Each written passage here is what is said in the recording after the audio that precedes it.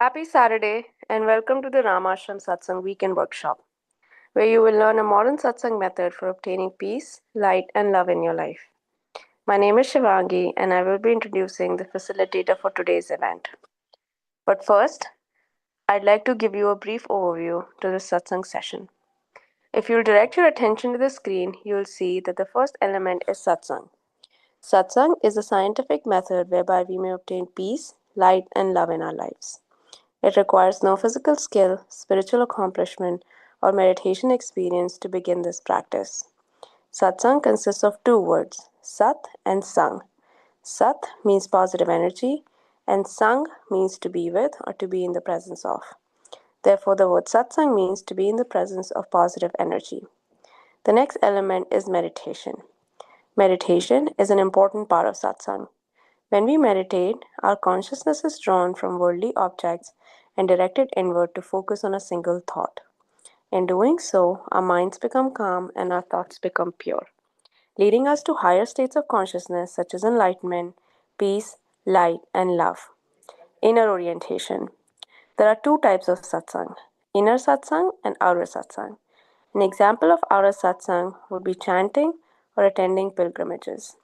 When we practice outer satsang, we have the potential to change our behavior, but it is only through the practice of inner satsang can we obtain higher states of consciousness such as enlightenment, peace, light, and love.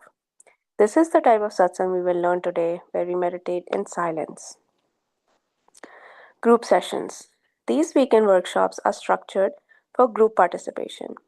When we meditate as a group, our focus is improved and our personal progress along our spiritual path is expedited. By regularly attending these weekend workshops, the benefits of group participation are amplified.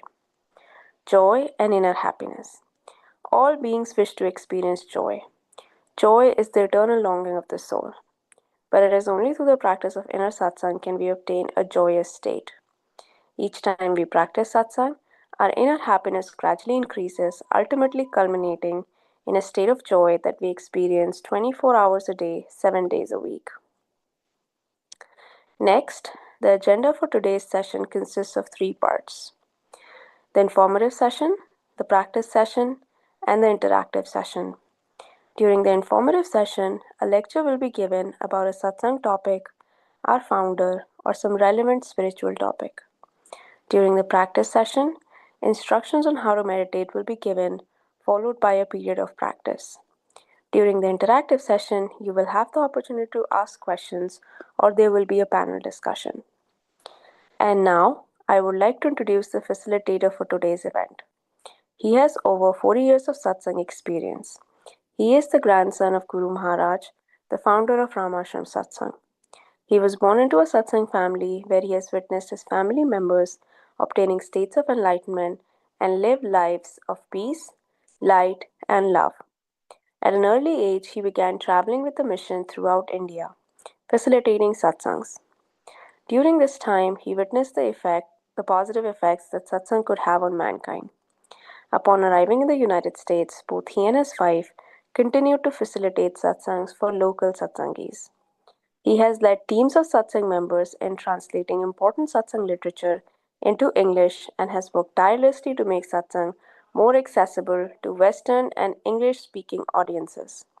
He currently travels throughout the United States, India, and England, facilitating satsangs while maintaining his duties as a husband, a father, and an IT executive.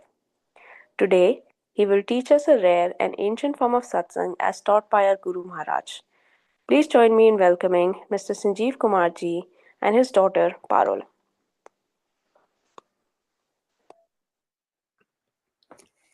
Hey everyone, thank you so much for joining our Saturday session. As usual, I'm going to start with a topic and then my dad will guide us into meditation.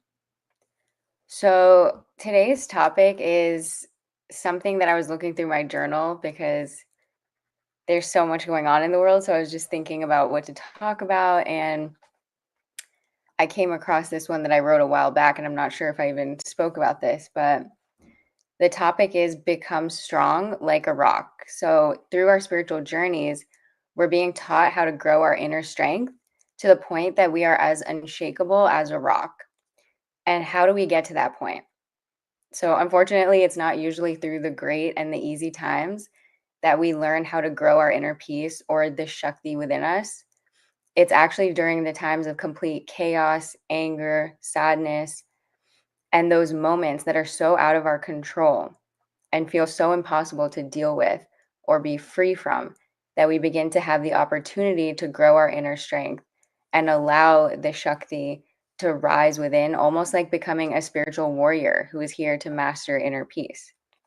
So, as you're on your spiritual journey, just know that the external chaos, like the boss you can't stand, the judgments from others, fighting constantly within your family unit, and then obviously now at the world at large, these are all invitations to simply look within and become so grounded and rooted in your faith, in Chintan, the remembrance of your guru at all times, and whatever you choose to believe in, and your guru's light, that you rise spiritually no matter what is going on in the external world and in your external environment. You still take the actions necessary, but you keep the groundedness within yourself.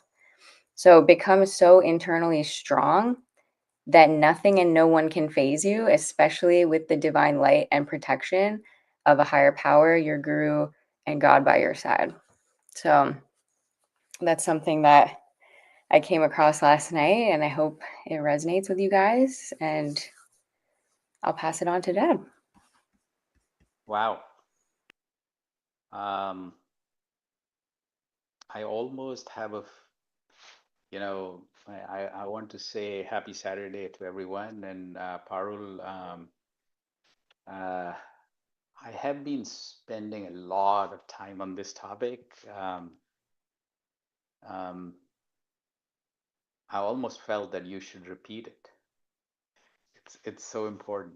Um, Maybe after the meditation. Um, and not just that I have been thinking about this for last few months, um, but last 2 hours, I was actually listening to a lot of talks on this topic, because what I feel is that the words I choose are as important as the intent or the thought process behind it. Um, the reason I'm saying this is I grew up um, listening to a lot of things that I would like to share, including, you know, lots of thought, action, and implementation that I saw in satsang around this topic. Um, but until and unless you express it in a certain way, it doesn't, you know, resonate, or it doesn't, um, it's not as impactful. And I'm not saying to this lightly. I'm just saying this process, when within the culture we start looking for instant gratification, we start looking for things that address the symptomatic problem rather than the core underlying issue. So if the root cause is like 2, 3 layers deep, then just addressing and keep on addressing, hey, I don't feel good, or I don't feel strong, or I don't feel confident. But the core problem is not that. Core problem is, buried under our thought processes, under our, the way we understand ourselves and others. And that's where most of, um, what I grew up with is like, if yama and niyama, which is like 10 things, like 5 that you need to uh, acquire, and then 5 you need to give up to become a better person. And they're so deep that if you actually follow them, you will be so much more stronger, right? So, what actually changed, um, you know, my thinking about this topic was when I was reading a chapter in the 7 volume book. So um, I think it's the 19th chapter Guru Maharaj has written, where he is actually described. Most of what he describes in that chapter is, I think, the traits, behaviors, strengths that Guru Maharaj saw in his guru. But the first 2 pages basically, kind of, again, in their own way, opened my eyes that what is the core, um, focus of any meditation. I mean, we talk about concentration, we talk about inward orientation, we talk about even higher consciousness. But actually, in that chapter, what I've realized suddenly is that if you concentrate your mind, if you focus, if you do meditation, and not as the sprint, but a marathon, where it becomes part of your lifestyle, what will evolve? I think you mentioned inner strength, and what will evolve is mental resilience. So, so much so that I think, last 2 years I had been spending, I mean, I did a lot of talks on inner peace. I mean, I should be doing this year maybe world peace, but instead, I've decided to focus on mental resilience. And I mean it. Uh, you know, the book starts with a volume on mental resilience, which eventually will come out. But I really want to focus heavily on mental resilience, what we need to do to get this inner strength. Where, so, I mean, obviously, one ingredient would be meditation, um, but there are so many other aspects of mental resilience, which, so if you inculcate some discipline of, following the practice, um, one thing that will happen is that self-discipline will start evolving. But one of the biggest things, or one of the first things, and one of the most important things that happens in that journey is emotional regulation. And believe it or not, I won't go too far into that story, but I actually met someone you know, in one of my journeys, and you know, it was the right time for that person to start meditating and so on and so forth. And lo and behold, 1.5 years later, what I find is that the mental or emotional regulation was so out of whack that not somebody else, but somebody within the family was exploiting them, literally. And there was a whole story of a scam where, this person was being, um, you know, a victim of being exploited out of money in it. And it was, and somehow I got involved, and we thought it was somebody really needed money. And I thought, like, okay, satsang should help. And I was reaching out to people. And instead, what it turned out to be is that if you're weak from inside and your emotional regulation is not in place, you are vulnerable. So, a lot of things that we talk about here, as you mentioned, I mean, not only how do we deal with the current situation in the world um, internally is important.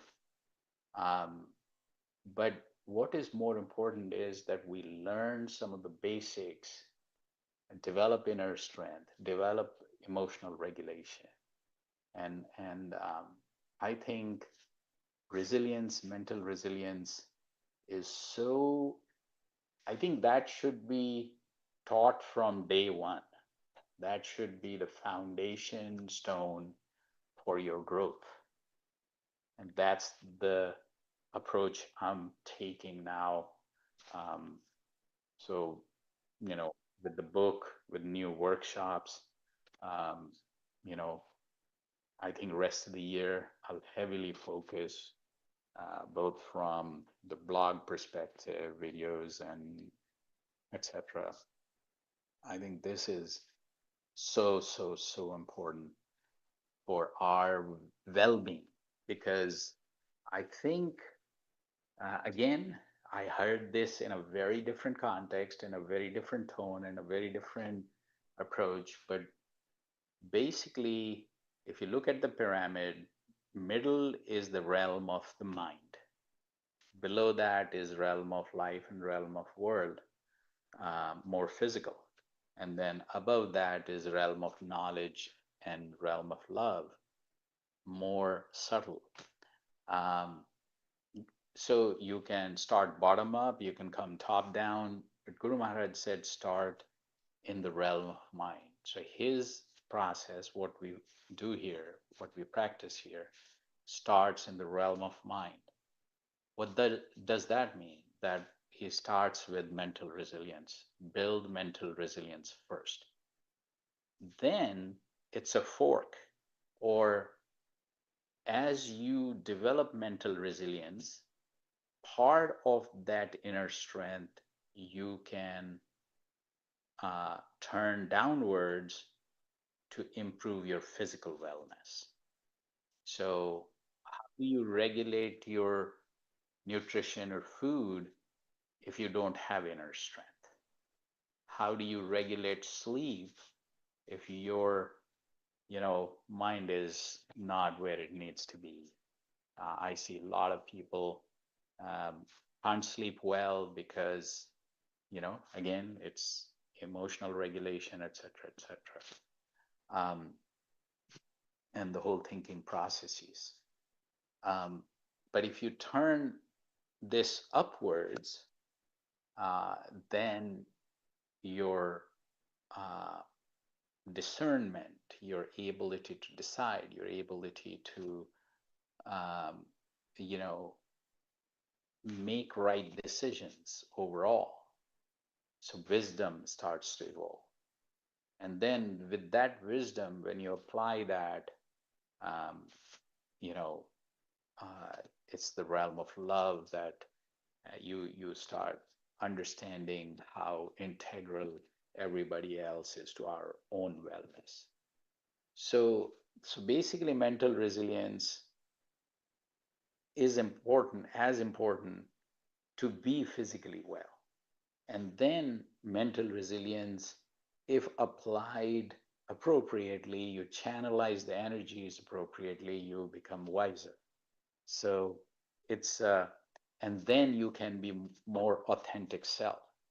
Anyway, I think I can go on this topic and plan to talk a lot more about mental resilience, and a lot of research that is being done tends to talk about mental resilience as one of the core things that we need to, you know, develop and focus on. Um, so anyway, so coming back to our practice, let's meditate, and then we can talk more. So yeah, let's step back. Let's, you know, draw ourselves inwards. So eyes lightly closed, and sit in a relaxed and still posture. Both help the concentration. And what we need to concentrate on is this transcendental energy, which is right here, right now, in front of us, in form of light. And this light is entering our heart, distributing throughout the body, and we are becoming one with this light. We are becoming the light. So mind will wander away, which naturally it will. When you realize that, just bring it back to this thought and this thought alone, that transcendental energy in form of light is here, and it's entering your heart, enlightening it, then distributing throughout the body. You're getting completely and totally immersed in this light. We'll start with music, then music fades away, and then we go deep into this silent meditation, and then we'll transition out with music again. Let's start now.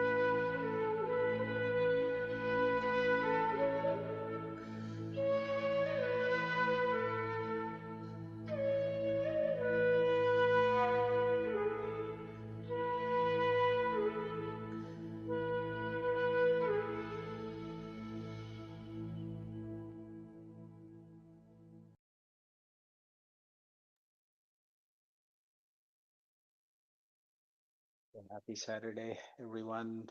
Glad that we are here in Satsang. So, Parul, before we open up, why don't you know, repeat your note and then we can talk about it. Yeah, so become strong like a rock. Through our spiritual journeys, we are being taught how to grow our inner strength to the point that we are as unshakable as a rock. So, how do we get to that point? Unfortunately, it's not usually through the great and the easy times that we learn how to grow our inner power or the Shakti within us. It's actually during the times of complete chaos, anger, sadness, and those moments that are so out of our control and feel so impossible to deal with or be free from that we begin to have the opportunity to grow our inner strength and allow the Shakti to rise within, almost like becoming a spiritual warrior who is here to master inner peace. So, as you're on your spiritual journey, just know that the external chaos, like the boss you can't stand, the judgments from others, fighting constantly with your family members, these are all invitations to simply look within.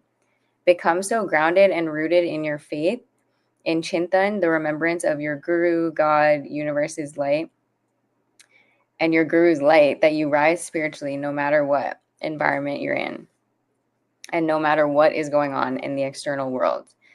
So become so internally strong that nothing and no one can phase you, especially with the divine light and protection of your guru by your side.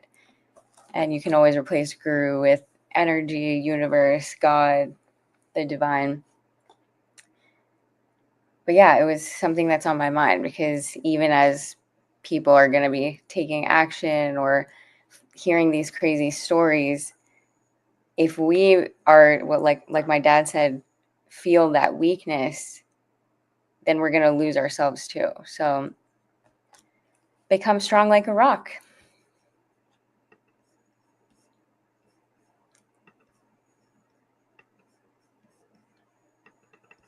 I think, yeah, we can open it up now. If anybody wants to come on and talk about anything, feel free, or just say hi.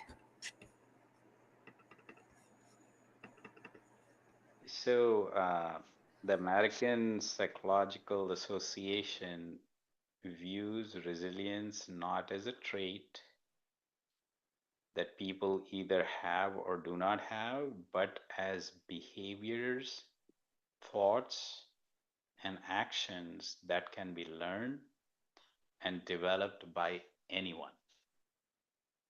Um,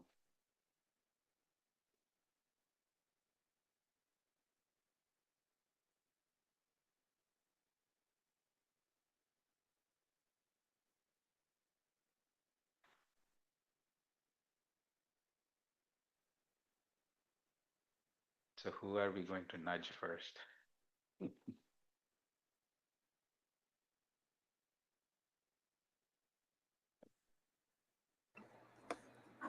It's also fine if everybody's feeling quiet.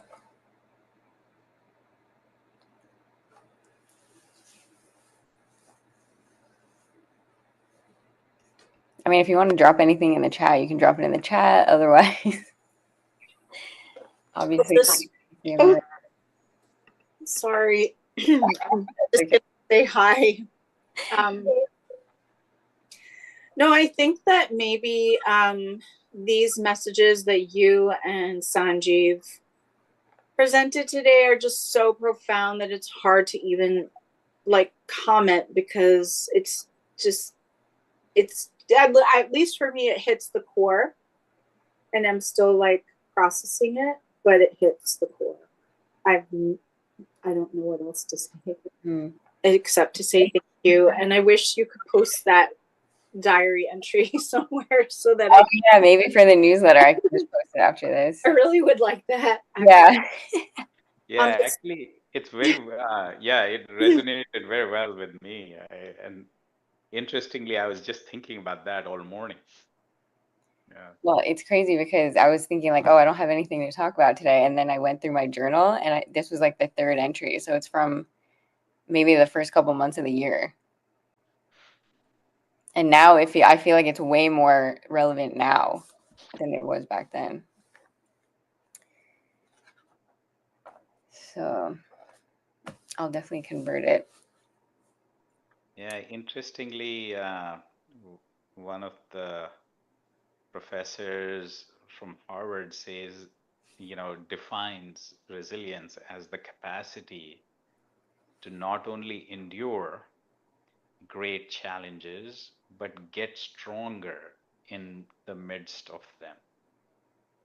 So it is profound, you know? Yeah. Yeah. Actually, something else I was thinking about was like, that people talk about evil eye, Mm. right? And do you think that that's just giving energy to like a negative thing, or is it real? So I think you were talking to me about this a few days back as well. See, the thing is that um, you know, I mean, even if we think about not so evil a thing like competition, right? Competition is what? That I am better than you, or I can do better than you, or my product is better and my services are better. And, that can sometimes take a very different angle, and can turn into, you know, something not so simple. Um, so what I think is that two entities always give and take. There is an interaction. Um, when the interaction is not so positive for you, you can call it an evil eye, right? So it's not, just archaic thinking or an obsolete idea. uh, every day you interact with people who affect you pretty heavily, Mm. right? And so much so that I think, and I'm just recalling that somewhere Guru Maharaj has written that you come across a person, especially of a different sex, and suddenly your entire state of mind changes. And it's not necessarily just you. Um, Mm. you be in a company where anger is bursting, and you will find the same happening. I mean, on social media, uh, these signals get amplified, right? I mean, that's not an evil eye, but it's affecting you, right? I think AC had written something here.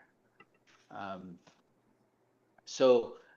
okay, so that's another emotional aspect of jealousy, unnecessary competition where cooperative energy could be more useful. Envy, jealousy, again, I mean, my personal experience, I actually, uh, you know, um, for some reason, we all have ego, and for some reason, at one point, I thought, like, forget about other things, but I don't feel jealous and envy. And this is like early years. And then one of my cousins got something that I could not get. And I am telling you, I felt a surge, um, like rocket fuel. I'm like, huh, that was a very interesting experience that for years and years and years you don't feel it. And then suddenly there is this burst of uh, energy, which is, and it was like so visible, so consuming me, and so much impact and effect. And I'm like, whoa, where did that come from? So Guru Maharaj says that again and again, that just because you're meditating and just because you're doing some positive things, don't think that you have outgrown them or controlled them, or you are above them, because these things have their own you know um, way of affecting you. So the AC is writing, the energy of one soul can fill an entire room when the concentration is intense. And that's the core tenet of satsang. Um, been there, done that kind of thing. Like, I have literally been in satsangs where, you know, you were thinking lots of things, you enter, you meet the person or sit in this congregation, and oof, it's, you are in a different world, you are in a different zone, you are in a different energy level without doing anything. I mean, that's just magic. Um, it's I have felt this so many times in my life at different levels of intensity. Um, I think it is um, those intense moments become a memory, and then you relive them. So, um, so it becomes like part of you, um, in so many ways. I mean, even I remember one train journey after that 5 session, 3 day satsang I had. This was probably 1978 or 79. I distinctly remember that. It's like I was on cloud nine or 10 or 11 in the, whatever. Um, yeah, it's another thing again, matter of expression. Sometimes, you know, you have the thought and heart to express. What I've realized is that if you remember um, an enlightened person, your state changes. So if you actually go to the church or the temple or the mosque or, to a monastery, you know, you feel different. And I feel that when people together remember God in any form, um, you know, their state changes. So that's another tenet of satsang. And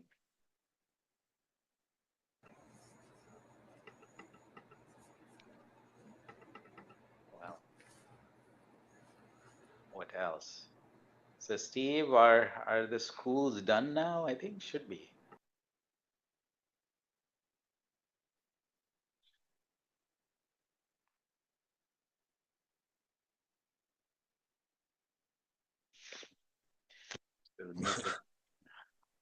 Yep, school is out. So it's all good. Yeah.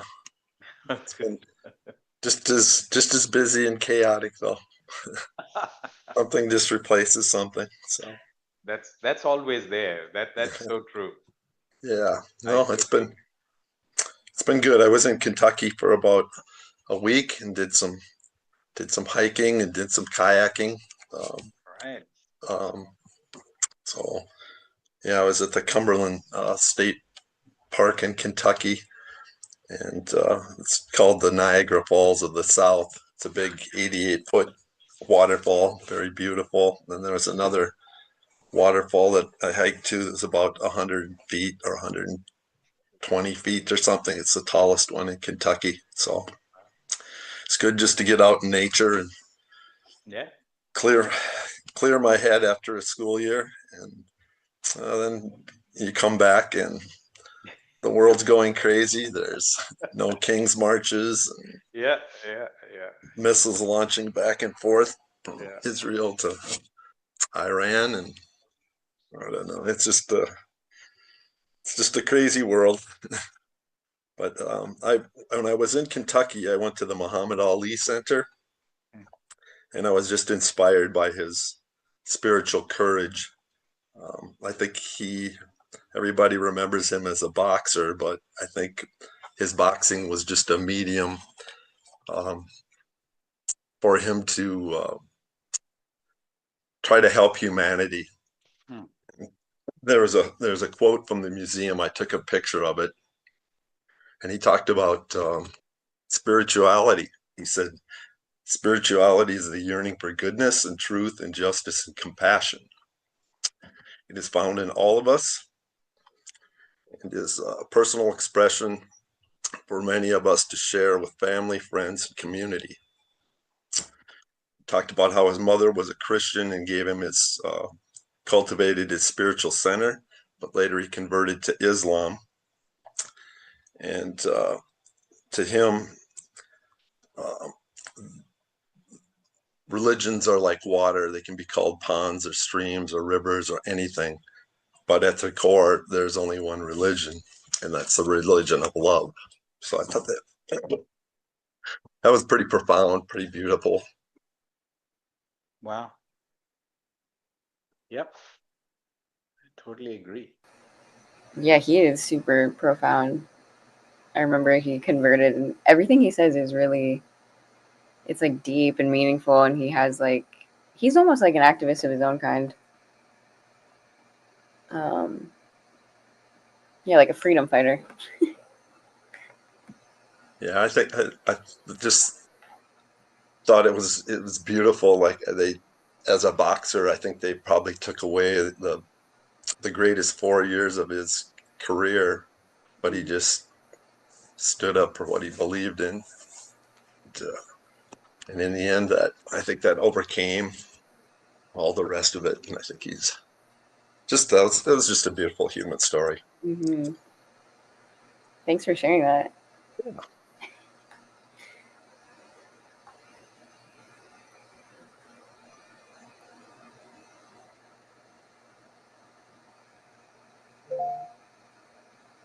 Yeah, that's very interesting that, everybody talks about those 4 years, but then there is this whole bigger story, uh, you know, that gets overshadowed.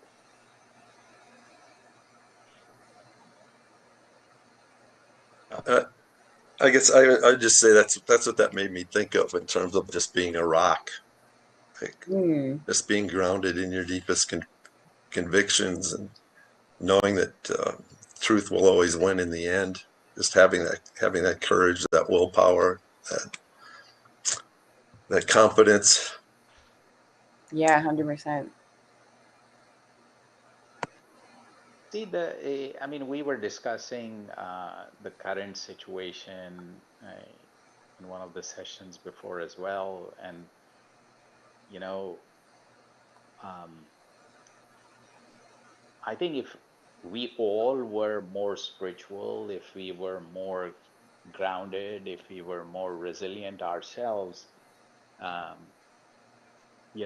that would translate into better interactions, better thinking, better actions, and behaviors, and overall.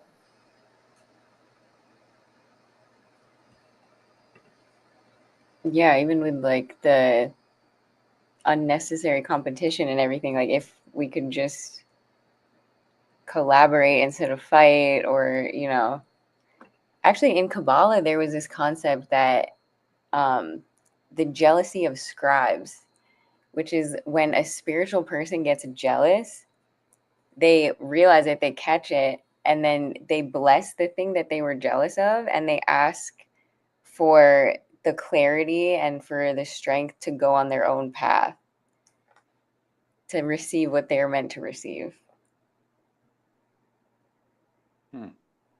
I thought that was a pretty good shift to even that part.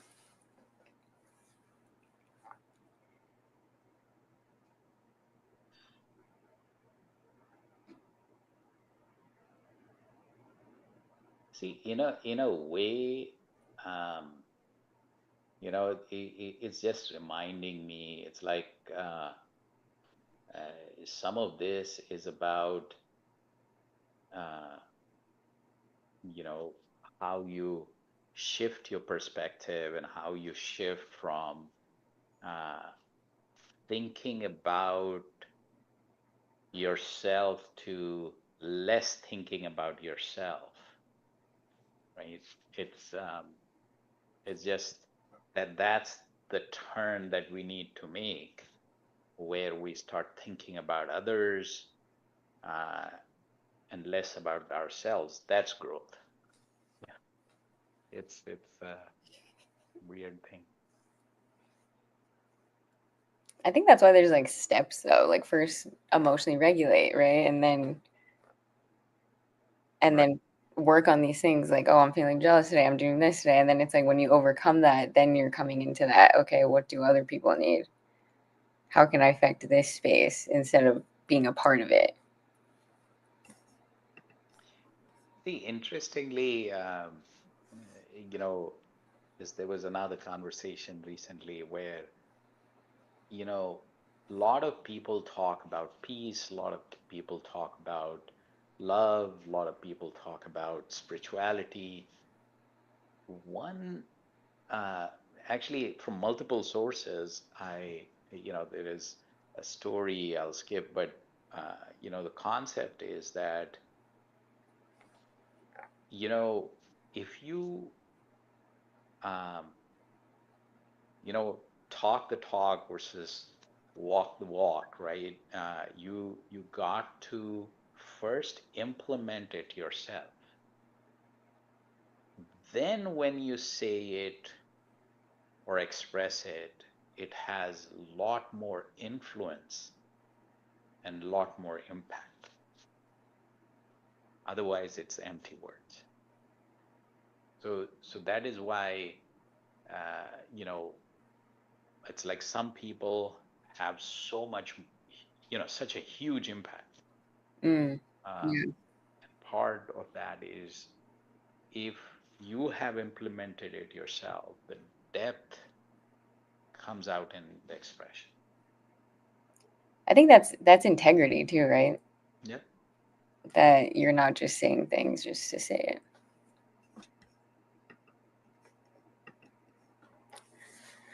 But yeah, I mean, if anybody wants to come say hi, feel free. Otherwise, great session. Yeah, it was a good, very good session. And great topic, I think. All right, so let's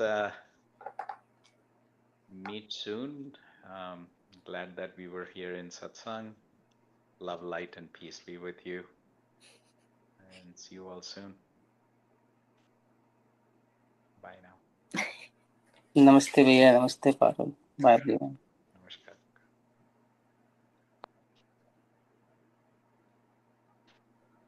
Bye Paula, Jeff, Steve, Stacy. Thank you for the note.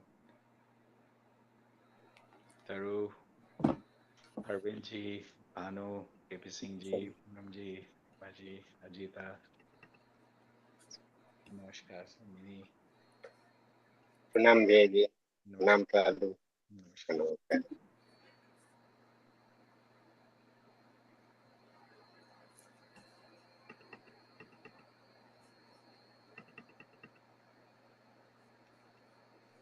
प्रणाम भैया.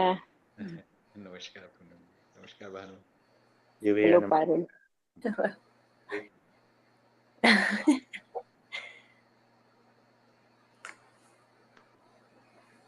Camera on at the end again. Arvindji, how are you? Namaskar भैया and happy Saturday everybody. blissful. As you say, it's experiential. So anything I say, what can I say? It's just sit and experience the bliss. And I just remembered Guru Maharaj's words, "Kya sunau ya kar dikhaun." And maybe you can say what that means. I just remembered those words. That's all. Yeah. Should I, talk about it, or should I demonstrate it? Right. Yeah.